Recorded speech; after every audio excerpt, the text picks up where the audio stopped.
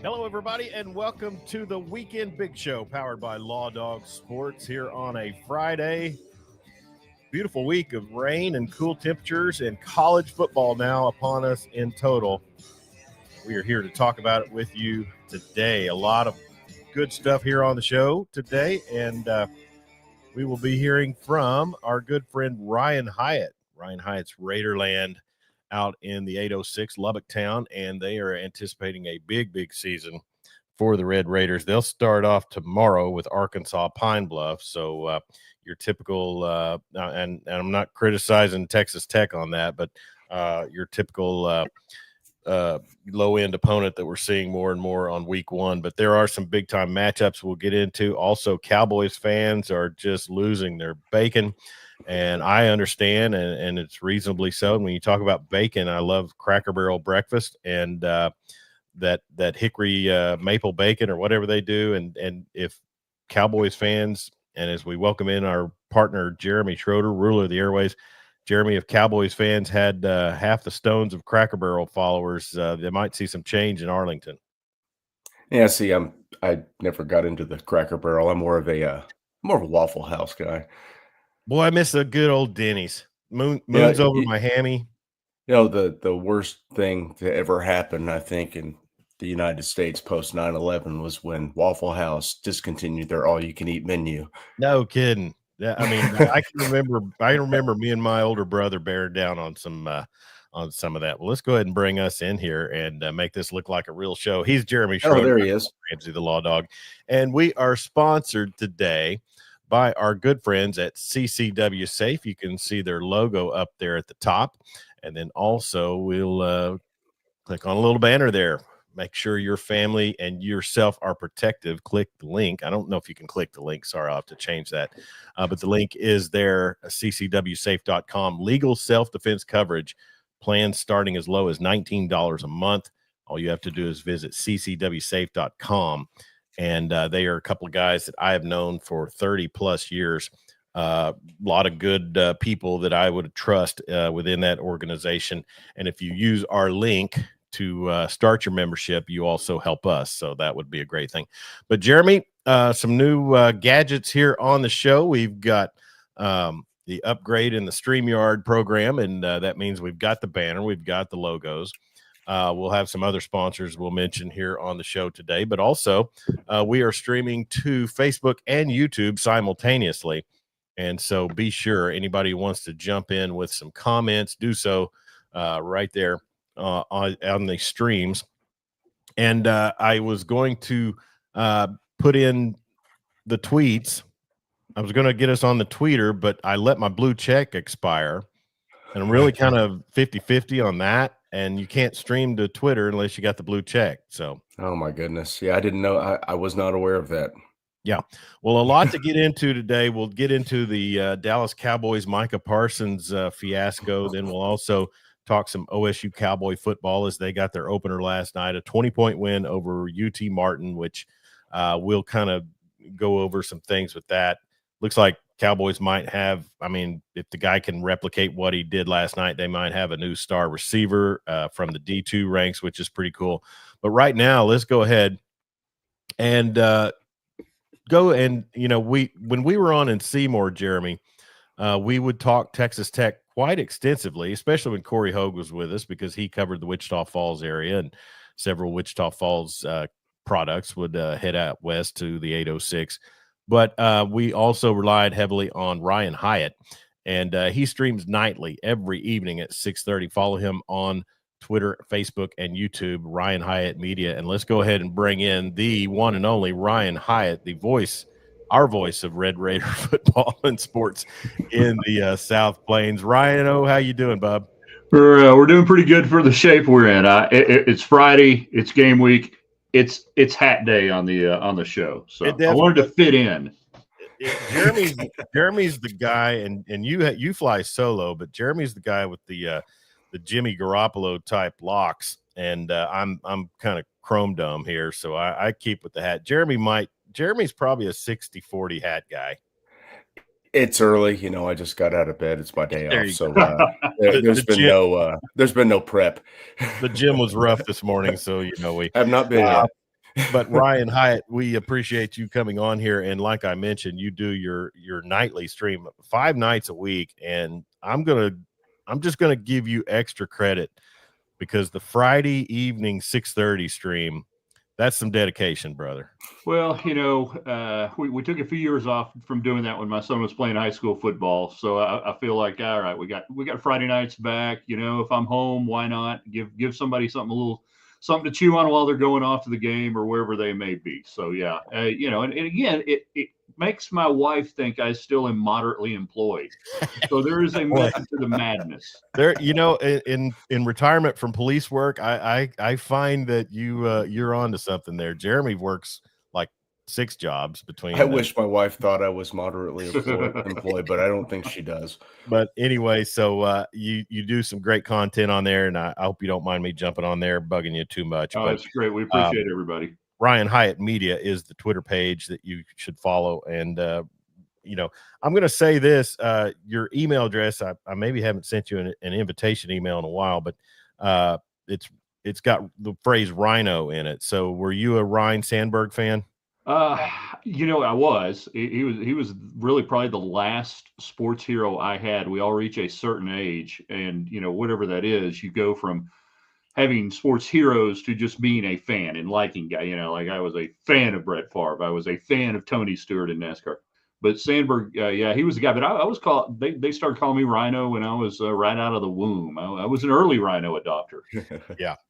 Well, and we talked a bit about that on a previous show, and Jeremy's our resident Cubs fan, although we have several listeners who chime in with the Cubs love as well. But I tell you, Ryan, and I'm trying to think of the last time we had you on the program, but I don't think the Cody Campbell influx of support had reared its head to the extent that we know about it. So talk about what Lubbock and Red Raider Nation has been like in this last, 4 or 5 months? The anticipation, the expectations are as high as it's been in 20 some odd years. You got to go back to 2008, the Crabtree Harrell year with Mike Leach in that season. Now, people thought that team was going to be good. They hoped that team was going to be good. This go around, it is almost a demand. And Joey McGuire's embraced it. He's talked about it. He said earlier in the summer, that expectations are, a privilege. And then he said, and we have no excuses. We've been given everything we need. Yeah. They have the facilities. They have all the NIL they need. Obviously, they have anything they've asked for in the way of, can we get a player in? What do we need to do? That has been taken. The depth, the talent is real. How well it plays together, who the heck knows? And I'm about as jaded as anybody gets. You cover a program a long time. You just do this a long time, and you get jaded. And I've had to talk myself into the idea that it's okay to look at this team and go, yeah, you should win 9 games. You should win 10 games. Once all that money starts pouring out, you have to. That's the reality of it, that this team is built to win in this current Big 12, and it's built to be in a title game. Will it? I don't know. That depends. Obviously, you can't control injuries, the vagaries of college football and everything else. But, yeah, this is one of the first times I've ever looked at a team and said, you ought to win 9 games for sure. Yeah. And that's not easy to do. I don't care who you are. No, and regardless of the conference, and honestly, we still have a foot in the water with the Big 12 talking to you, and then also some of our OSU fans, even though we have been predominantly an OU Sooner program. Just be better than Oklahoma State this year. That's all I asked. But I'll say this. I mentioned in the intro, we've rooted for Texas Tech for years, from the Leach days.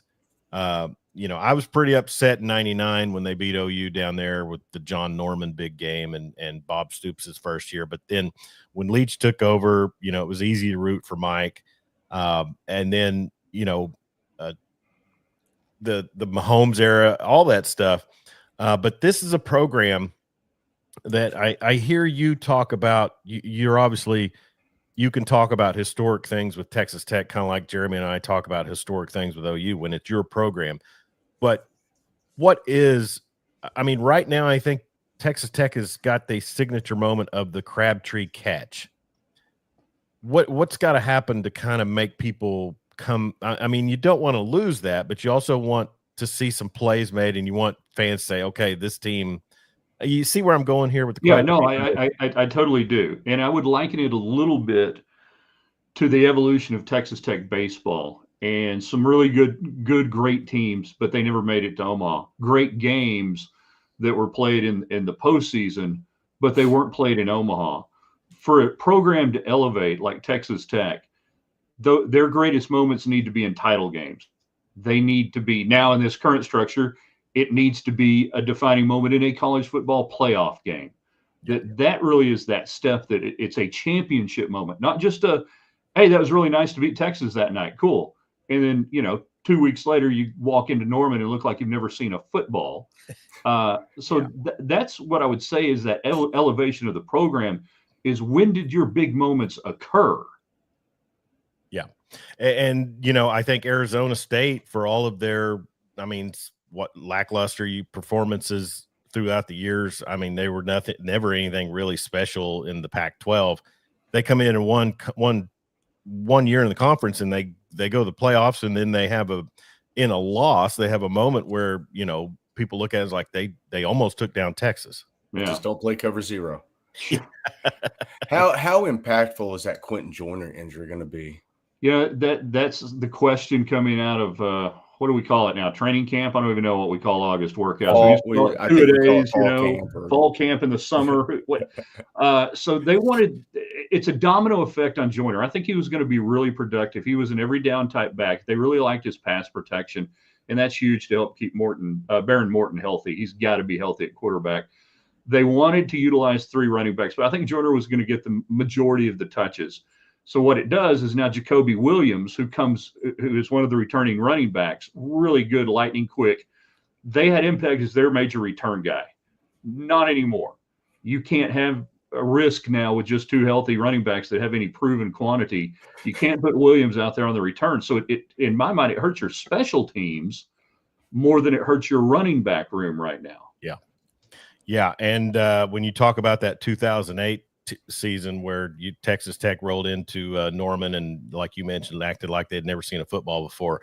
That was also the season that Bob Stoops decided DeMarco Murray should be returning kicks and lost him before the Orange Bowl. So I was about to mention that. Yeah. Me and Jeremy are on the link here. You got the Canada Dry. Nice. Yeah, a little morning beverage. It's I highly recommend the 0 sugar ginger ale to start your day. Have you ever tried Verner's ginger ale? Yes. Yeah, that's some top shelf stuff. I can be kind of like a ginger ale and root beer snob if we need to be. That's I find bourbon is extremely expensive and extremely painful the next day. So I'm a bit of a ginger ale snob. Connor Carr, our resident Razorbacks fan, says, coming from a Razorbacks fan, I feel him on a level you two don't understand. Well, starting to. But here's the thing: we're entering a time in college football, Ryan. Oh my God. I don't know what that is. Is that you? Anyway, maybe the washer started somewhere. I don't know. Oh, it could be my AC that just kicked on. Oh, okay. It's the AC in the office. See, I thought y'all had no humidity out there and you just worked on water coolers. Oh, yeah. Hey, we're about to have our 4 days of rain. Our annual rainstorm is coming up. It's been raining here all week. Yeah, we've been in it. But Connor brings up a good point. In this day and time, we talk about old guard, we talk about blue bloods, but all it takes is a high-end coach and a program that can pay the money to keep the coach, and then also do what they're going to do as far as facilities, recruiting, things like that. In 10 years, and I kind of try to ask Bill Connolly this when I had him on the show, but in 10 years, could we be looking at Texas Tech as one of these Johnny-come-lately blue bloods? Could. The money's not going to be going anywhere. The facilities are going to remain solid. Obviously, coaching, recruiting, and all of that.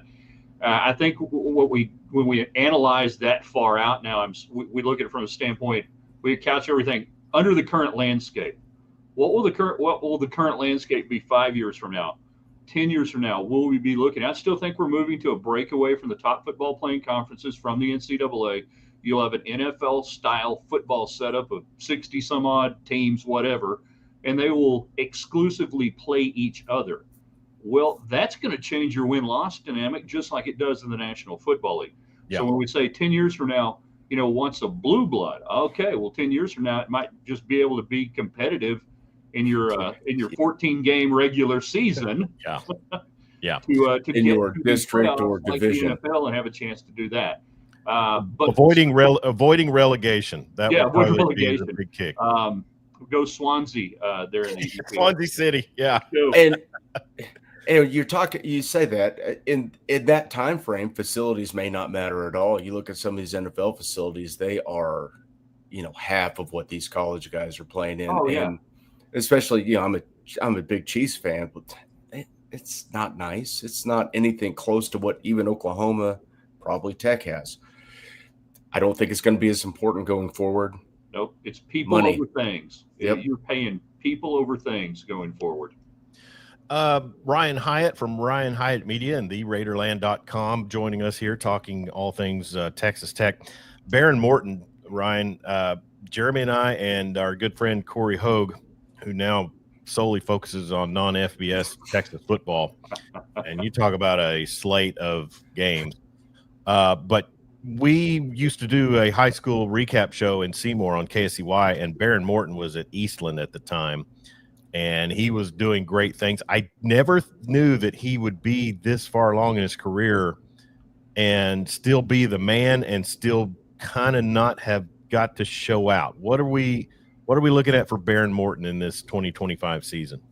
A healthy Baron Morton has a chance to be an upper-level, elite-level college quarterback. If they can keep him on his feet, he's not a running quarterback, but he has escapability, and he can get to the second play when it breaks down. Please don't take this comparison the wrong way, but that's what Patrick Mahomes does. He's not a running quarterback. He just keeps a play alive. Everybody's Patrick Mahomes. No. Yeah, everybody got to be Patrick Mahomes.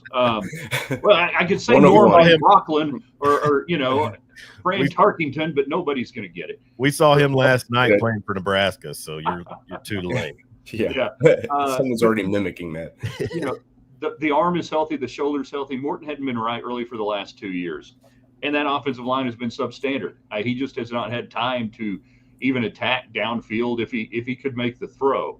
I think he can make all the throws. It'll be interesting to see what the Mac Leftwich offense looks like a little bit, moving on from Zach Kittley. I'd like to see a little more verticality, a little more mesh instead of the quick bubble screens that everybody has fallen in love with. I truly hate that play because about 4 things have to go right, absolutely perfect, to get 3 yards. Give it to a running back. We can, do this different. But I'm excited for him. He's got a nice cast of weapons to throw to. You feel good about that, and I just he's such a great kid. He took his NIL money and he bought a 150-acre hunting lease down by Eastland. Mm-hmm. My kind of cat right there. Buy land, never sell. That's going to endear him well. Yeah, I just want him to be healthy and have a really good experience. I don't know if he's got a chance to play in the pros, size-wise or otherwise, but man, you just start rooting for kids just to be healthy and have a good experience, whatever that may entail. And, I said this about the Sooners for years and talking about, drafts and pros and this and that.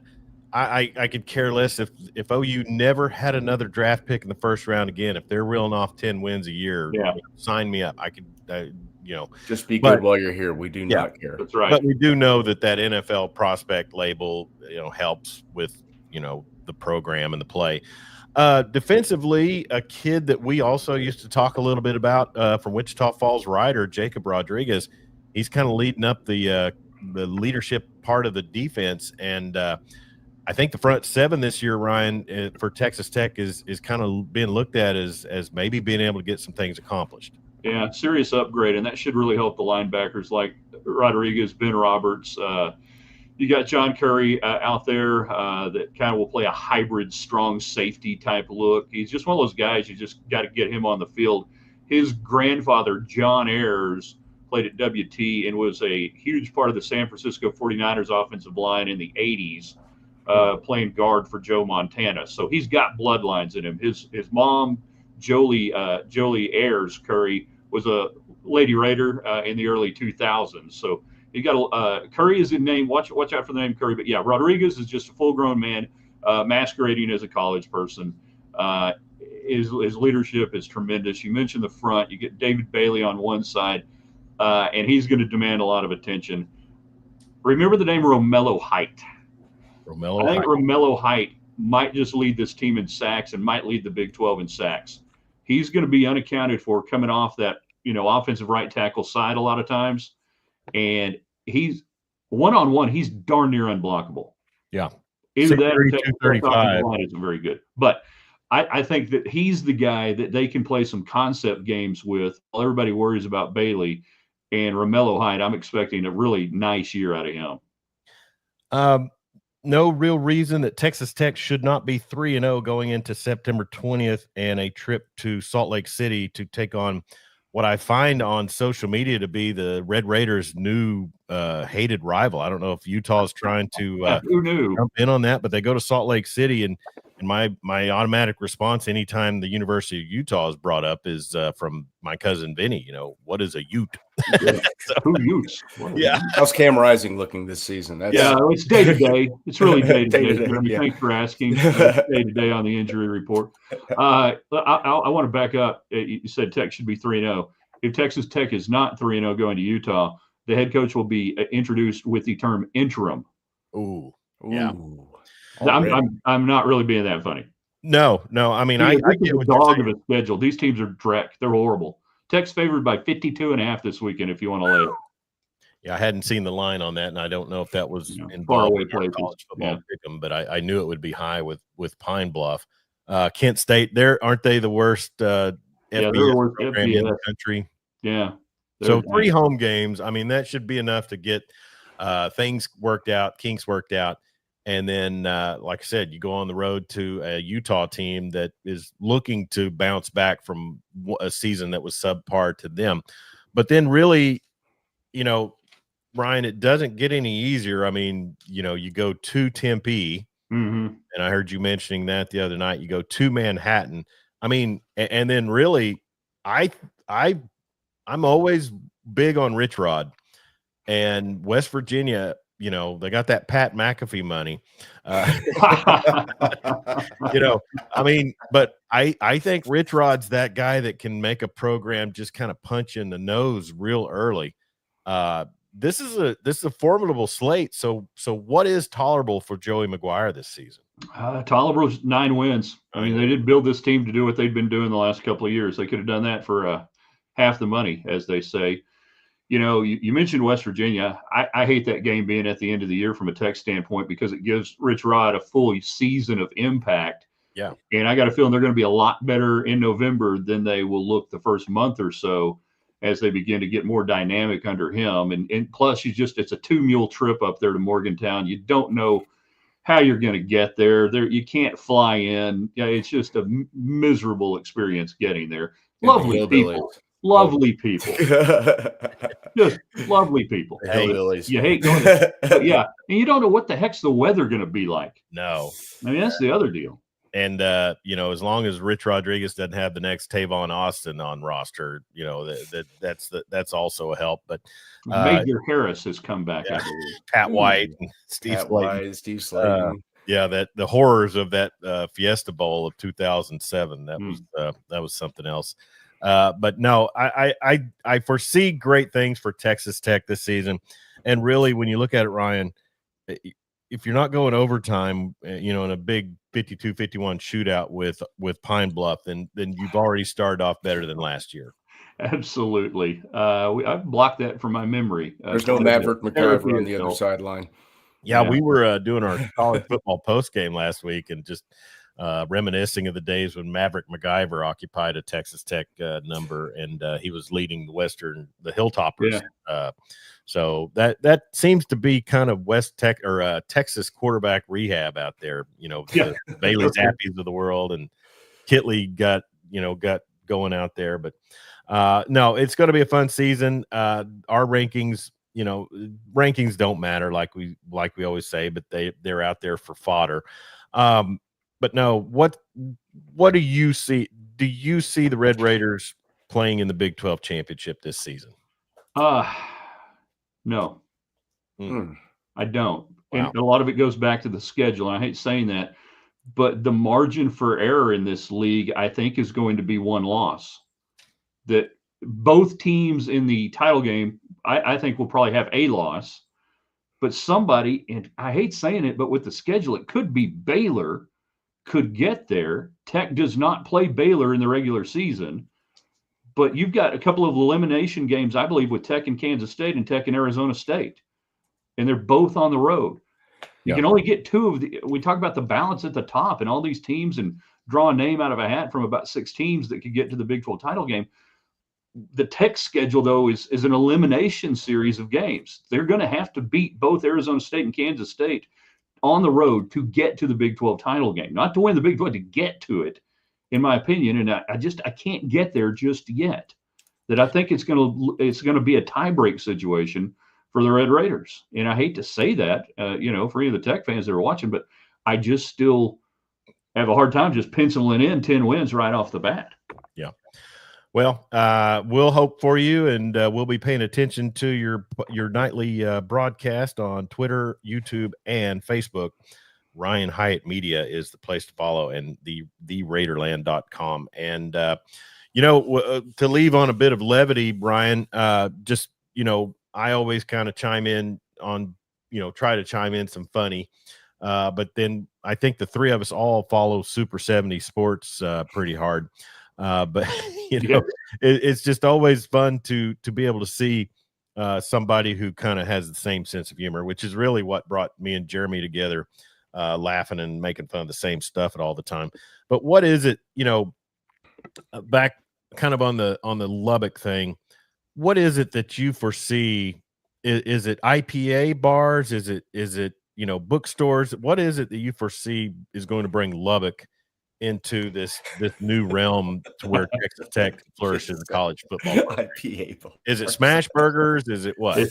It's everything that comes out of the ground, oil and cotton. That's right. I mean, it's Landman University, baby. Yeah, and I think we've complained with you, alongside of you, about the Puff Fund in the past, right here on this show.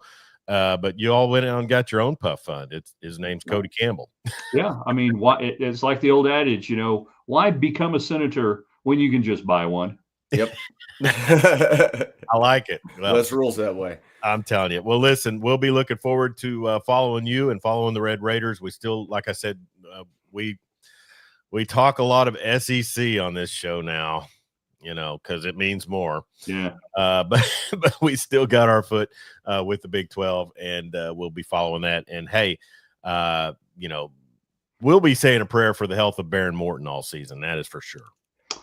Appreciate it. Love coming on. You guys just let me know anytime you want me on, and we'll throw a cap on and jump in the studio. We'll do. Ryan, thank you so much, and we'll talk to you real soon. You got it. Be well, guys. All right. He's Ryan Hyatt from theraiderland.com and Ryan Hyatt Media, and is the Twitter handle. And I tell you, Jeremy, really with Texas Tech, kind of jumping up to become that Big 12, to kind of fill that void of OU and Texas in the Big 12. I mean, I should have asked Ryan this, but I think we all know the answer. What's a team do once they become the hunted instead of the hunter? It's the burden of expectation. Definitely. And it is a killer.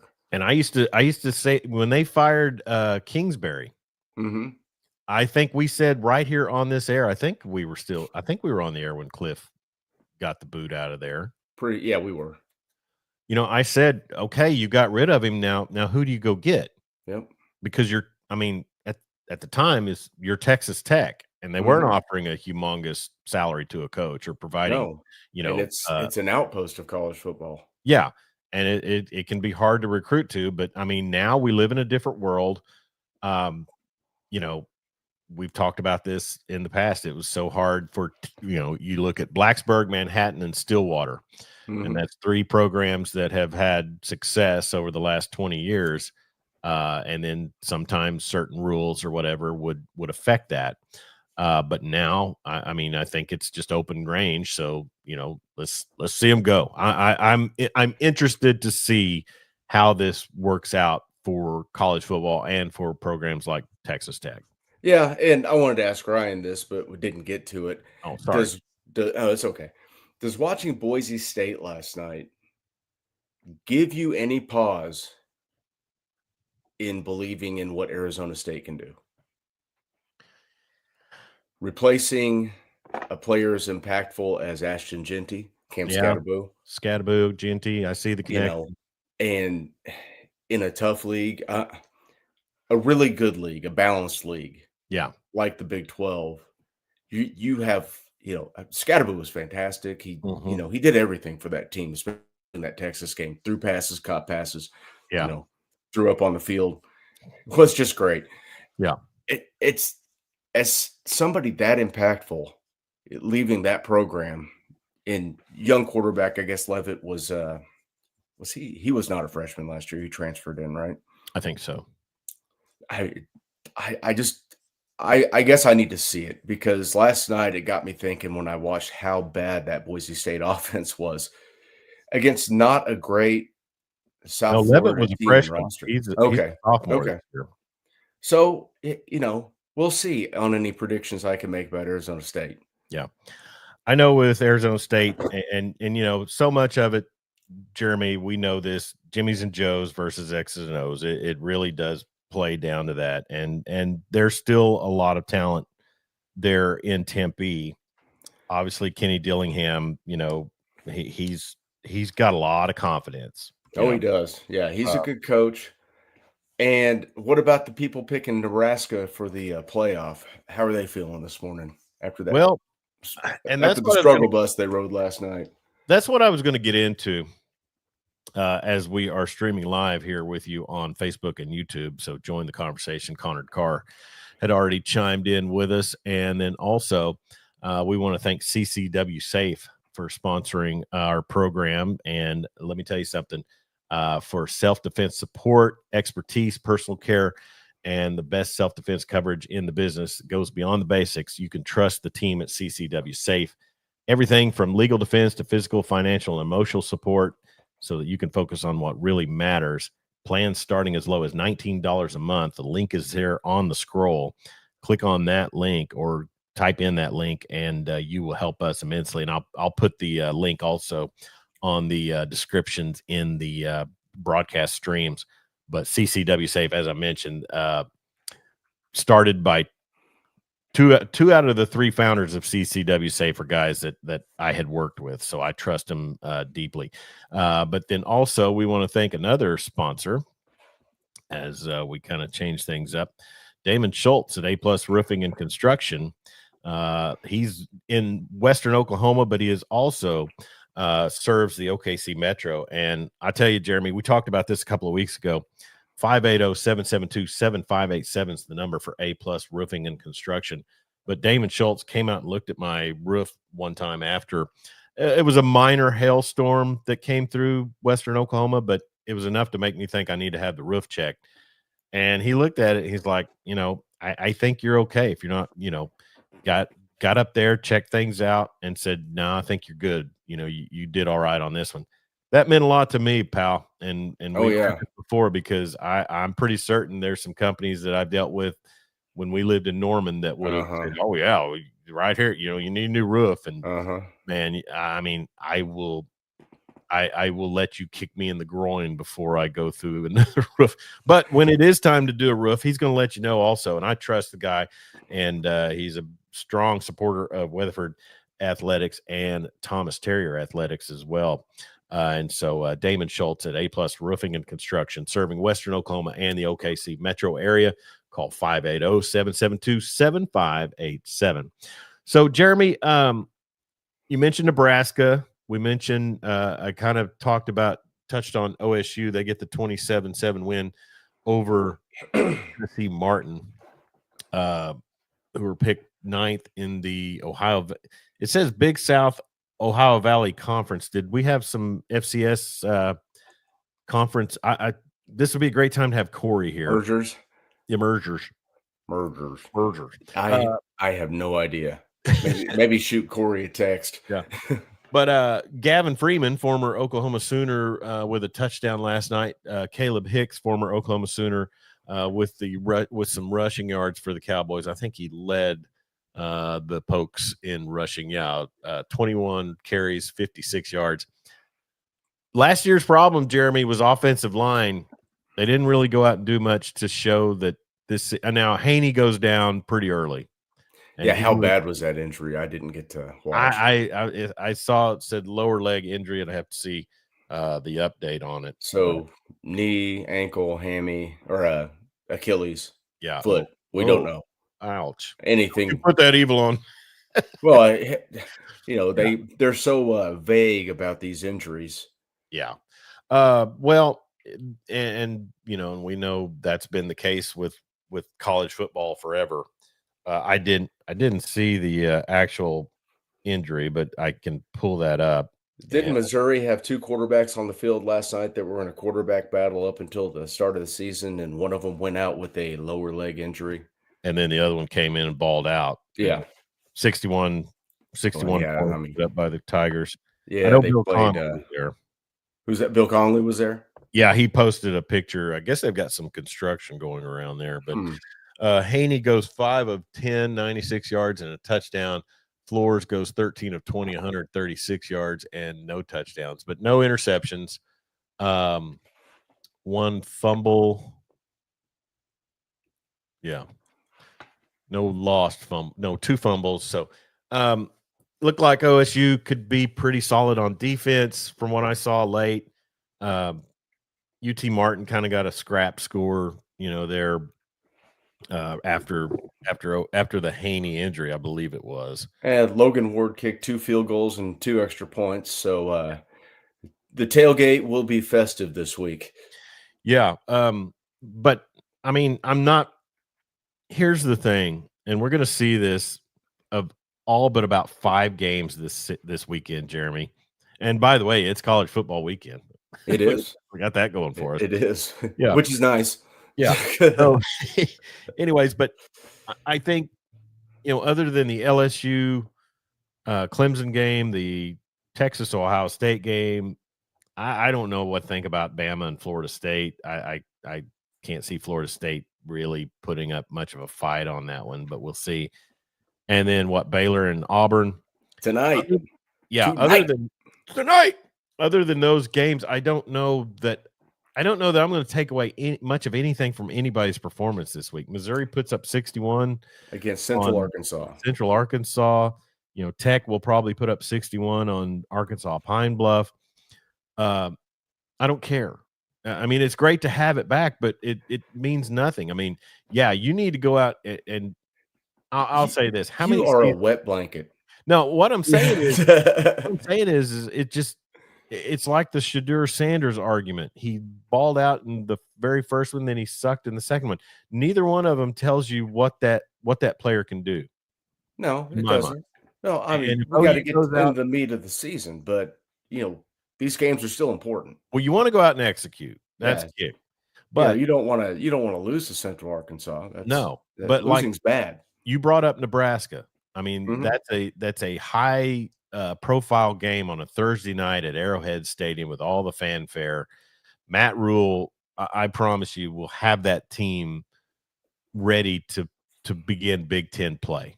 I mean, I'm not playoffs. I don't know. I mean, with this season, really, who knows? But I'll just say this: close win, get it. It doesn't matter. I don't know. To me, it's like non-district play in high school football. You'll glean some things from it, but you're not going to know till they get in the heart of it. Yeah, and I'm sure Nebraska just needs to gel. They brought in a ton of guys in the portal. Yeah. Williams Nwaneri and, former Sooner Deshaun McCullough, who had a nice pass breakup last night. Yeah. Yeah, it's too early to tell with them. Yeah. Now, I mean, you can still be concerned, but if you can't block, you can hedge that with, but it's early. We've seen especially teams here locally where they couldn't run the football at all. Yeah. Early in the season, the O-line hadn't gelled yet. And late in the season, you look at that O-line and it's like they brought 5 new guys in. Well, they're the same guys. They just gelled. So give it a little time.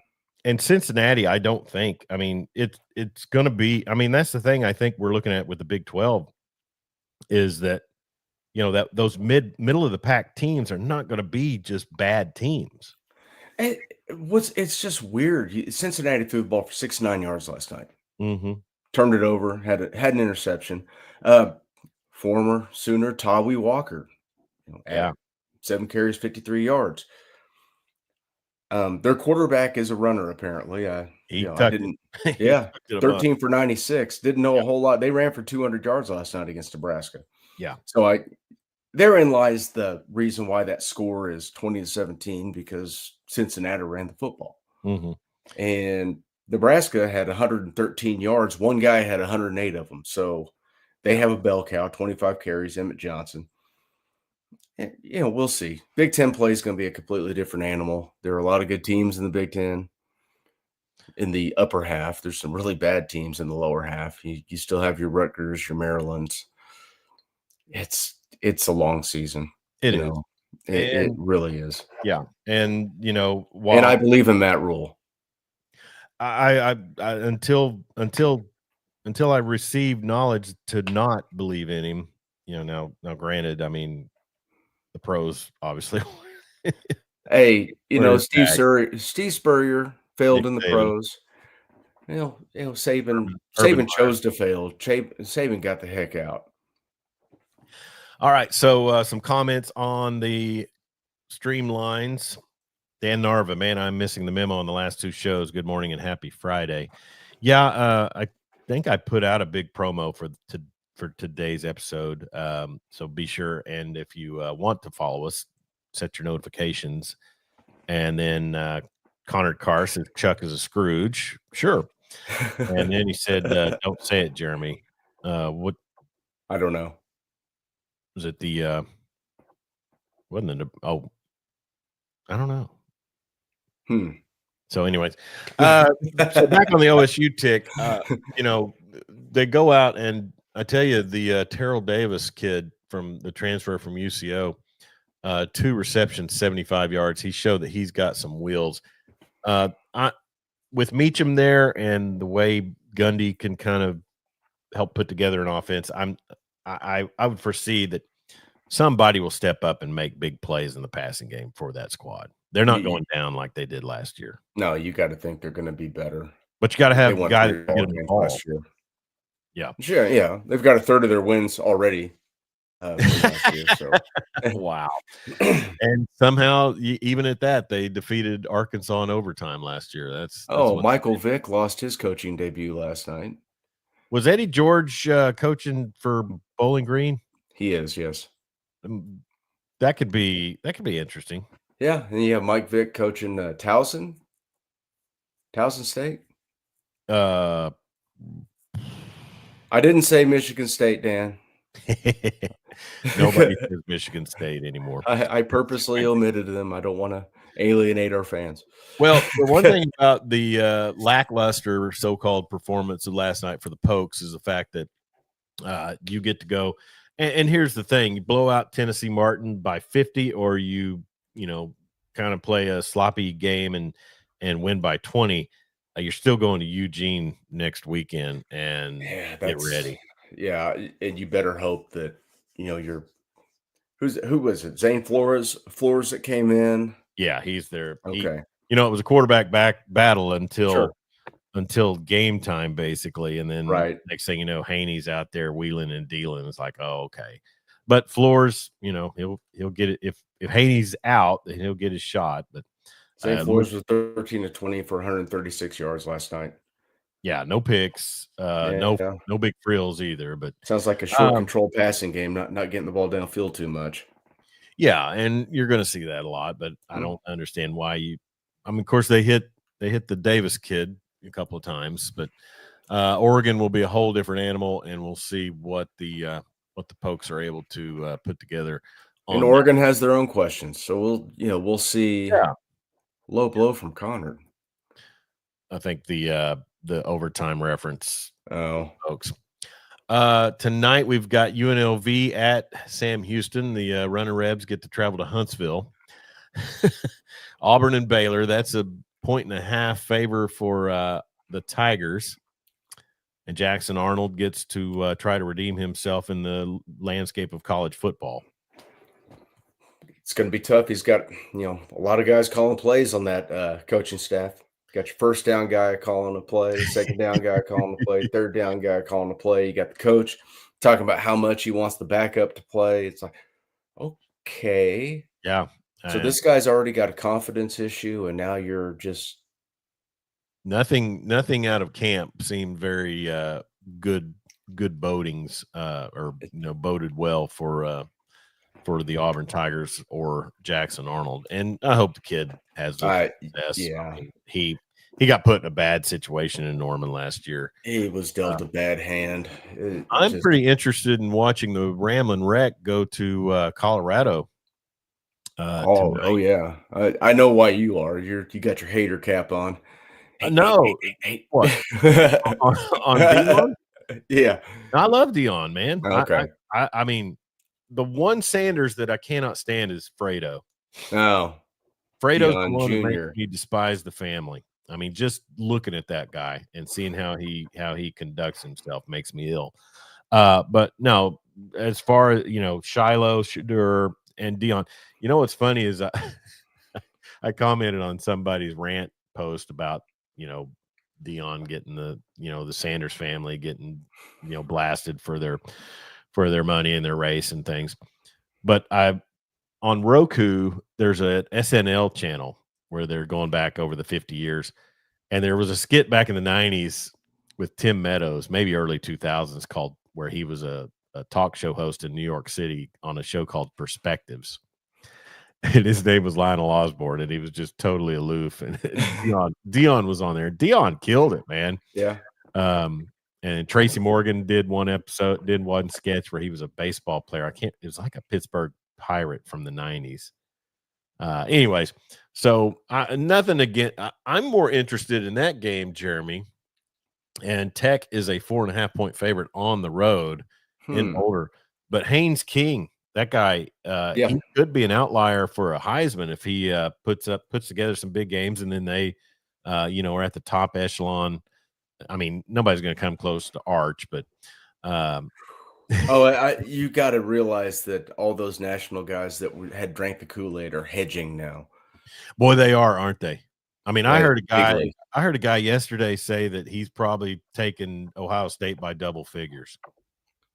Yeah. So your Heisman favorite's going to roll into Columbus and can't keep his team, which is loaded, within double figures of the reigning national champ, but still a bit of a rebuild. Well, it's a bit of a rebuild in Texas. They only returned 7 starters. And I think majority of those starters that they needed to return were on the offensive line. Yes. Yeah. But Colin Simmons, he's gonna do everything for that squad this year. Whatever. Or Anthony Hill, whichever one. We've been listening to this. Remember the Jefferson kid from Mesquite that they said was going to come in and be the next Derek Johnson? I think so. And speaking of, Derek Johnson never won against OU. Never did. He was good. He was a good pro with the Chiefs.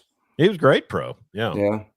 But those were some Bob Stoops coach teams. He didn't lose to Texas that often. 5 years in a row. Yeah.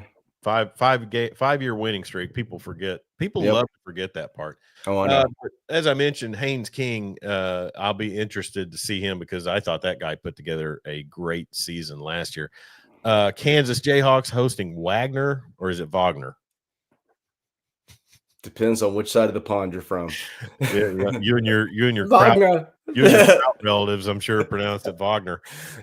Illinois host Western. Could that be a trap game for KU?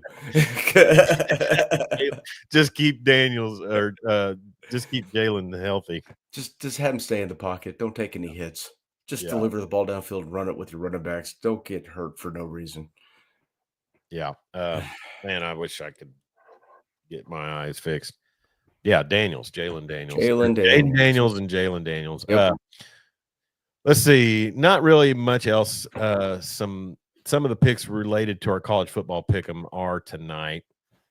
So if you haven't made your picks, get on that. I made my picks, and I got in there with anticipation this morning to see if I had picked any of the games from last night, and noticed they weren't on there. No, I don't think they did any Thursday games. I had to do it through the browser, so if it doesn't work, it doesn't work. Yeah. So as we mentioned, Texas Tech hosts Arkansas Pine Bluff. Illinois State rolls into Norman. I'll be interested tomorrow, Jeremy, to see if my buddy CJ Nixon from Weatherford gets some snaps. He may. He I may. hope he does. That means they'll be up by 50. Exactly. I didn't see him on the too deep chart. But that too deep was all gamesmanship. You think? You gave Jaden Ott all that money to listen third on your opening depth chart? Seriously? From the Facebook text line, man, I hate Freeze. I hope Arnold succeeds. Connor Carr says this. He deserves it, but he made a bad choice with the transfer. There were a million other places he could have gone. Why not go to Mississippi State? Why not? Yeah. I mean, I guess money could play it. I'm sure it was 100% money. And he probably bet on himself because he was going to be able to, come back and play in Norman early. Yeah. Well, good luck with that. Yeah. Speaking of Mississippi State, they travel to Hattiesburg to take on Southern Miss. Any other games? Obviously, the big one, Texas, Ohio State, the big noon kickoff, Jeremy. How fun. Yeah. At least I get to wake up and watch that. Thomas Castellanos, quarterback for Florida State. Oh, the kid from Boston College. Good player. That'll be around. He's going to be at some moments.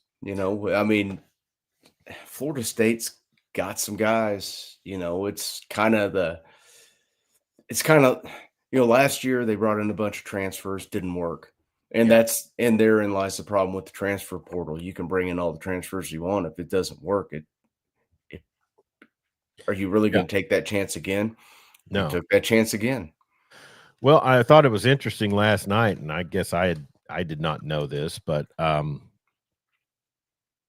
think was it Ty Simpson, the Bama quarterback? His dad is the coach at UT Martin. Is he coach? Yeah, they mentioned that last night, I believe. Well, Ty Simpson's been at Alabama for 4 years. It's his time. Let's hope the kid has a good year, except for that weekend Oklahoma comes to town. Yeah, they need a big performance at QB. And I think a lot of people are saying that Bama's got it this year. I mean, I think you said people are hedging their bets on Arch. I think people are starting to look into doubling down a bit on Bama. I think reality's starting to set in. People have been tweeted. So, you guys have been talking Texas all these years. How many titles have they won? Mm-hmm. How many? Yeah. And choking in the big game, like a conference. Before 2005, it was like 30 years before they'd even finished in the top 5. Yeah. Dan Narva checking in and picked up on the Wagner reference, Ride of the Valkyries. I can't play that, Dan. We'll get copyrighted by the AI bots. Connor Carr, that Southern Miss game and the Mississippi State game could be a trap game for State. I think game's a trap game for State. They can't take anybody lightly. That is not a good football program. Well, after that loss by Boise State last night, where's South Florida? Are they in Tampa? Or South Florida is Central Florida is in Tampa. South Florida is in Jacksonville. No. Maybe USF is in Tampa. Central Florida is in Orlando. Oh, yeah. You're right. Because I remember when I looked that up one time, I think when Levitt was the coach there and they were playing OU. Speaking of Jim Levitt. Bring that up.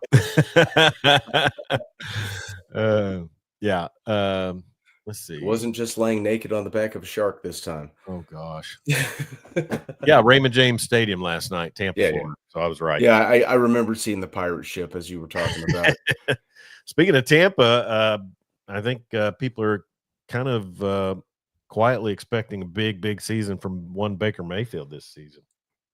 Fantastic. I'm sure he will rise to that expectation. So, are we going to do college football wrap up tomorrow night? Yeah, I'm not going to the game. Okay. So tomorrow night, probably 9:30ish. Does that sound good. about right? Yeah. 9:30ish tomorrow night. We'll be live here on Facebook and YouTube for the college football recap show. A lot of fun we have on that. Usually a little barley pop infused. Dan Narva, Southern Miss, has always been kind of dangerous to their neighbors that way. Not so much in the last couple of years, but I can remember times. Yeah, back when old Larry Fedora was in town. Larry Fedora. So we can't get out of here without talking about this, and I'll just say this. With regards to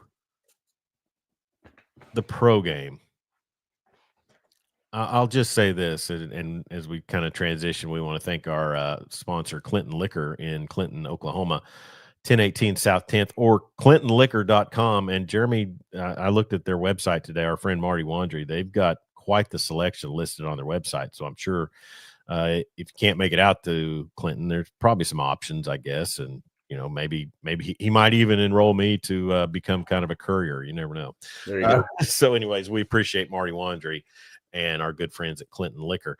But I'll say this, the pro game this season is rearing up to be a big ordeal, and it started all yesterday with our text thread, which at the time I didn't realize what we had going on. But one Micah Parsons is no longer a Dallas Cowboy, and I'm telling you, and I said this at the beginning of the show, if Cowboys fans had the intestinal fortitude that Bud Light and Cracker Barrel fans have, you might see some changes in Arlington. Empty stadiums will generate change. Don't buy that jersey. Don't buy that jersey. Don't buy that hat. Hit Jerry in his wallet. I mean, I hear Dallas sports fans in general, Rangers fans, Mavericks fans, not so much Stars fans, I guess. They're probably, just happy to have a program. But Cowboys fans, Dallas fans, they're ready to bail and sign off, and then they never do. Yeah. And look for another star player to want out. What chance do they have? They're, the best player on their squad, a guy who probably will go down as a generational pass rusher, just wanted out. He could have got that contract from Dallas or close to it. But if you take it, if it's close to it, if you think you've got a chance to win a Super Bowl. I'm just going on the snippets that I saw. So am I under the impression correctly that they made Micah Parsons an offer, but when he brought an agent in, they said no? When he told the story was he told Jerry to contact his agent, and Jerry doesn't do business that way. Well, he is, it's 2025. He's never changed the way he's done business. I find it pretty dumb that as this goes on, as this unfolds, I've always wanted to say unfurls on the air. The Netflix thing, I started it. I don't know if I can get into that. I don't know if I'm going to give them my viewership that much. No, it seems pretty Jerry Jones generated. I'm not a Cowboys fan. No, but I can't stand. I just can't stand Jerry Jones. He's egomaniacal. Well, he's definitely got to be unhinged, right? They've barely done anything since he fired Jimmy Johnson. Well, Scott Van Pelt last night threw out 3 different times in the first segment before he had, talking heads on there, that in his entire time at ESPN, 25 years, they haven't played in an NFC championship. No, I think they got to the second round one year and lost to the Rams. Was that before the worst Super Bowl ever when they lost to the Patriots like 13-0 or something like that? I think one year Romo lost to Green Bay in the second round. I think Romo won 2 playoff games, and I think Dak is at 2. So he's never made neither of them made it past the second round. They squandered Tony Romo's career. Dak he's just not the guy. And you paid him all that money. And, you gave CD Lamb that huge contract. You paid a tight end. Was it Jake Ferguson? They gave him. Who's on my fantasy team. Yeah. They gave him, Travis Kelce, George Kittle money. He's a good player. He's not on that level. Not that we've seen, but, He's paid. He shouldn't have. No one was ever going to give Dak that money. Did you see that Jason Witten's son is a 5-star? I did. I see he's going to be in Norman. In Normantown. Yeah. Just thought of that. Linebacker. I mean, like I said, it's kind of like your Cubs fans, your fellow Cubs fans back in the day. You bitch and complain, but you still go to the games. Every game, yeah, I know, will sell out. And I know in Arlington, a lot of those seats are filled by the opposing team's fans too. Oh, sure, that's why they don't really have a home field advantage. No, I mean, tell you what though, and I said this in the text thread, pointed at Marty. Thanksgiving just got a whole lot less stressful. Yeah, you're probably right. And I thought it was funny last night after the trade with Green Bay. They get 2 first-round picks next season and a Pro Bowl defensive tackle. Yes, which I mean, by any you can paint that how you want to try to cope if you're a Dallas fan, but I just thought it was hilarious that the first thing I hear on the analysis last night is that GM's reaching out to the media saying we would have given him more. No, you wouldn't have. I find that to be horse hockey. Kenny Clark, who apparently was a Cowboy at one point. Yeah. Weird. Yeah. I mean, in the NFL, rushing the quarterback is of great importance. And if you can't do it. You had a great one. Never had less than 12.5 sacks in a season. Yeah. But whatever. So we'll see. Back on, I'll be following the Chiefs closer this season. I know I always kind of rely on you, but, I drafted Mahomes in the fantasy draft the other night. You're going to be watching them. 19 teams we've got this season, Jeremy. I think the first year we started the league, we might have 8 or 9. So, growth. Yeah. But anyways, so we basically, we've got to cope with Connor Carr, who's the defending champion. I was required to say that at least 4 times on the. And you just said it again. Draft. Yeah. We should be good there. But it was a lot of fun doing the live draft, and we live streamed it. But man, it really gets slim pickings after about round 10. Well, when you got 19. Oh, well, I mean, after round 4, it's like there's not a lot left. There's not much left. And you're probably talking about guys that you wonder if they're even going to be on the squad. I think my backup quarterback is Spencer Rattler. Well, he's a starter. He may not be by the time you need a backup. Right. Yeah. But no, I always, and I'll probably copy and paste the Yahoo Sports AI wrap up of my draft, because they send you a draft grade, and I got a C-, and I guess they said I said it was stretched to draft Mahomes in the 3rd round, I think. So yeah, I got that when quarterbacks started flying off the board. So I was kind of halfway watching it when I was at work. So I just stuck a few guys in my queue so the auto draft would grab them. Sure.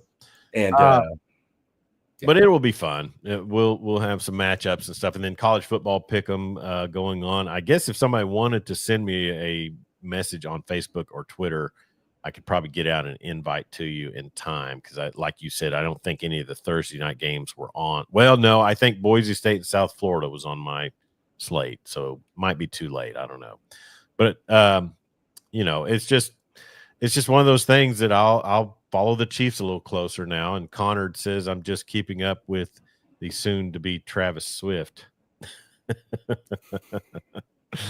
I believe he's going to be keeping up with one Ethan Downs, who signed with the Chiefs 52-man roster this week. James Winchester, son Yep. of the late Mike Winchester, The great Creed Humphrey. So Hollywood Brown, is he still Hollywood. Is he still with the Chiefs? He is. So some OU ties there we'll keep track of. And what I mean, if I do have Patrick Mahomes as a quarterback, what have they got to do to get him kind of back up in that realm of where people say, Did you watch the first half of the Bears preseason game? No. Just if you can find the highlights, that's what they need to let him do. Sit in the pocket and throw the ball downfield. And then he can do all the other stuff he does. But they were taking shots. Guys were getting open. They were. You're talking about Caleb. You're talking about Mahomes. Okay. He played like. I thought you were talking about Caleb Williams doing that. No. Mahomes played like 4 or 5 series and looked great.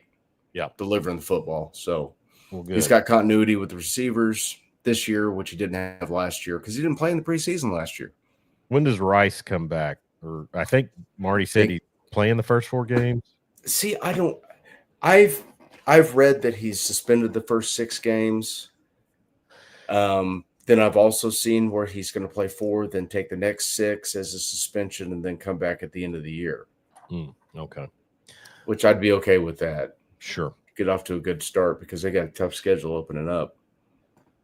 Back on college football, and I know we're jumping around a bit, but we had to get the outrage of the Cowboys fans located in there, and then also our fantasy draft. But did you catch into my interview with Kerry Ross? Just snippets that you posted. Yeah. It's hard for me to keep up with stuff during the week. Clinton, Oklahoma product. Went to high school in Clinton. You're never a former Red Tornado, I was told. But anyway, went to OU, big OU supporter. Married to Dave Dombrowski, the general manager, who's now Phillies. Yeah, and they had a big night last night. Kyle Schwarber hit 4 bombs last night. He had a chance at 5 when who was it? The Braves they were playing. Yeah. Put in the shortstop to kind of just finish out the game, and he was doing an ephus ball, and he popped it up. It's like, what the heck, man? But Schwarber making. Of course, they dropped a couple of tough ones to the Mets early in the week, so that's hard to say. But so anyway, Kerry Ross, she was an anchor on Sports Center. I found a clip from 1989 with her and Chris Fowler doing Sports Center, and their whole first 20 minutes of the program, Jeremy, was Pete Rose in court. I think he was still a manager. Yeah, he was in 89. Really takes you back, doesn't it? Yeah, it does. So, anyways, it was fun to interview her, and she was on the original College Football Game Day crew. Cook and Tim Brando. Pino. Also, she was on KOCO Channel 5. I guess it was 5 Alive back in that time. Jerry Park, Mick Cornett, and Tony Sellers. Mick Cornett and his toupee on sports. Was he toupeeing it back then? He was in the late 80s. Yes, okay. He was. See, that was before my time here, and I think it was pretty obvious in the 90s. But I guess she missed out on the Robbie Robertson era at KOCO. He wasn't on sports there yet. But she posted a clip, and you can go watch the entire interview. But it was a lot of fun getting to talk to her, especially considering she was featured in some clips on the Lee Corso special, Not So Fast, My Friend. And that was pretty cool. I gigged her a little bit about the 80s, 90s hair, but we all had bad hair in the 80s. I mean, partially responsible for the hole in the ozone depletion. And I'll freely admit there were times I put some product on my mullet to give it that sheen, the wet look. But no, it was a fun interview. She's a very nice lady, and it was funny. The story is, and we touched on it a little bit, but the reading I did, and she kind of mentioned it, is that Benito Santiago was kind of what brought her and her husband together, because she was in Miami covering the Marlins. Her husband clocks her at walking in the room at a Benito Santiago signing. And then I think later when they're together, he hits first home run. Anyway, there was a connection with Benito Santiago and the Marlins where Dombrowski was the GM then, and that was pretty interesting. But no, it was a great interview. I enjoyed visiting with her, and she's still a big Sooner fan. She's real active with the sorority Chi Omega down there on campus. So, and if you saw the clip that I tagged you in, she gave me more reason to hate that pencil neck out in well, now he's in Chicago. Chicago. He wasn't LI. Didn't really need any more reasons, but no, she provided them. Which he gets so butthurt when anybody speaks poorly of Lincoln Riley, Steve Sarkisian, or who else he got in his love fest wheelhouse? Probably Harbaugh, now that he's at the Chargers. He's with the lay, yes. Yeah, and then McVay. How's it feel about Ben Johnson? Is he I'm sure he's going to take Caleb's side in anything. If because Caleb's from LA, so. Well, you mentioned the Micah Parsons thing, and that's going to impact Caleb in a way. Oh yeah, they're in the same division. You get to face that twice. But no, Kerry Ross, I'm sure there'll be clips again tomorrow. Tomorrow's the big final broadcast for Lee Corso. I teared up pretty hard during that Lee Corso special. I'll say that.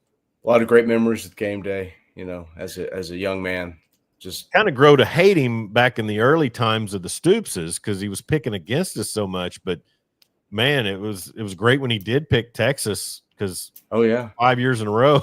Remember the black skull OU mask right before Halloween in 2000 when OU played Nebraska when he picked Sooners to beat the Huskers. Yeah. But and I was more of a travel fan back in the early 2000s, and they were at several of the OU big games.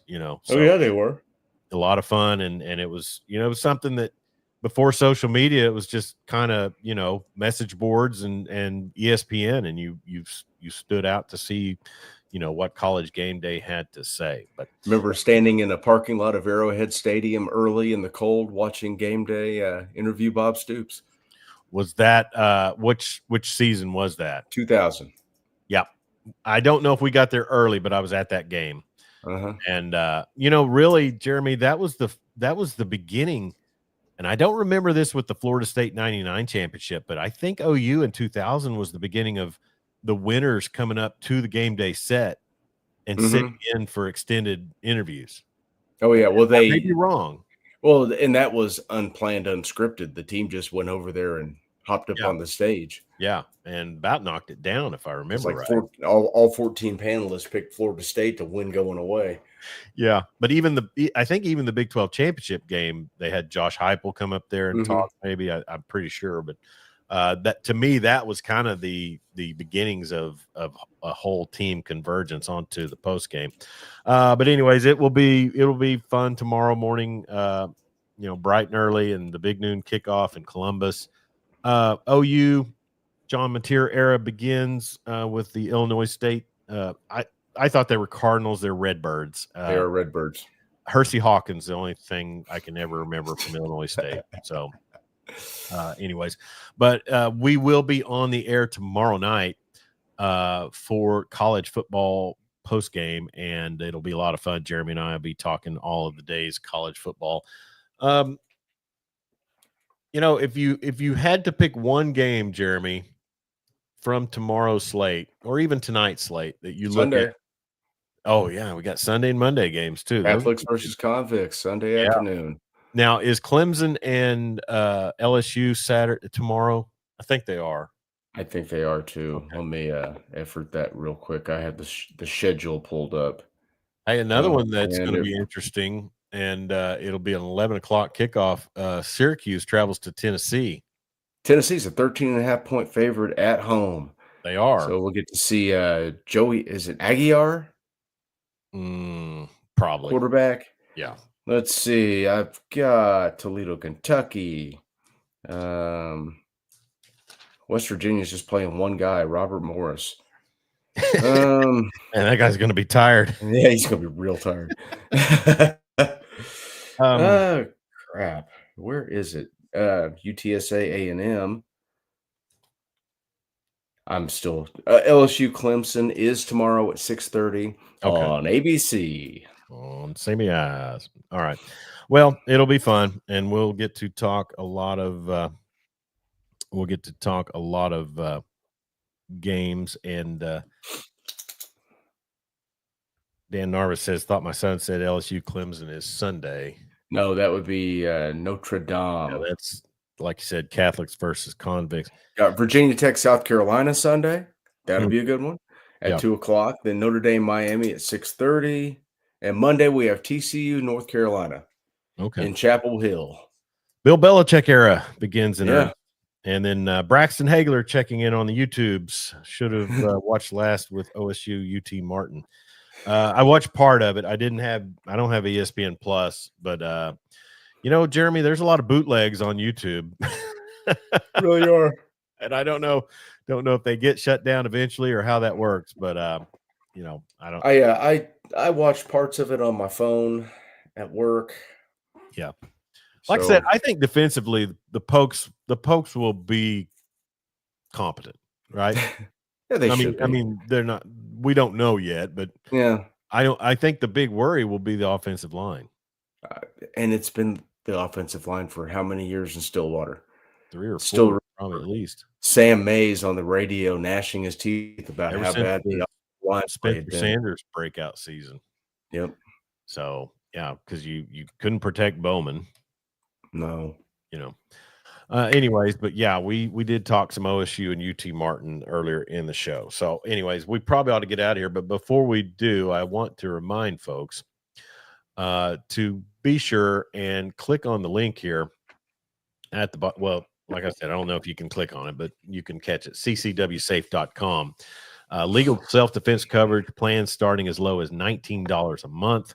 ccwsafe.com.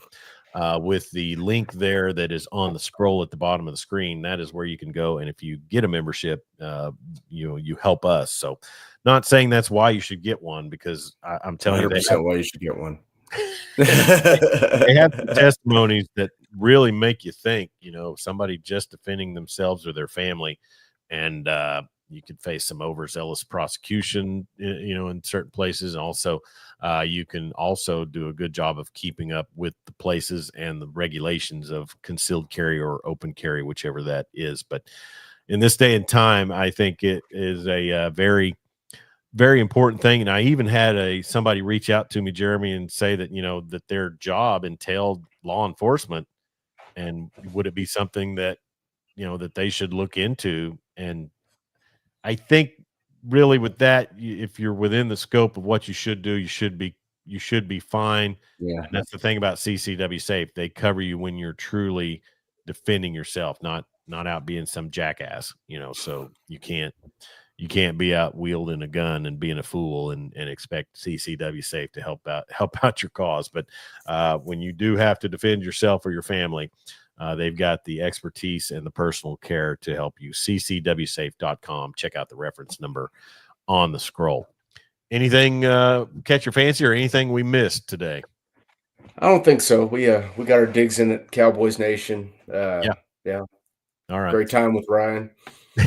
Ryan Hyatt from Ryan Hyatt Media on Twitter and theraiderland.com. We appreciate him talking with us about Texas Tech. So I'll probably try to clip that into its own little episode. What I found with the YouTubes, Jeremy, is that we could, like with the Barry Trammell interview, I had to go back because I think we would have more viewers had I kind of trimmed our part of the show before Barry came on. So yeah, trying to grow the brand, but I think we had increased numbers today with the stream on Facebook and YouTube. So it should work out all right. Very cool. All right. He's Jeremy Schroeder, ruler of the airways. I'm Chuck Ramsey, the Law Dog. You've been watching the Weekend Big Show. Thank you to Ryan Hyatt once again for stopping in and talking Texas Tech with us. Appreciate him immensely. And also be sure and follow us on our social media, Instagram, Twitter X, and Facebook at Law Dog Sports. You can find all the links on the website, lawdogsports.com. We want to thank CCW Safe, A+ Roofing and Construction, and Clinton Liquor Store for being our sponsors of the program today. Be safe out there. Don't text and drive, and sure don't drink and drive. And we'll talk to you real soon.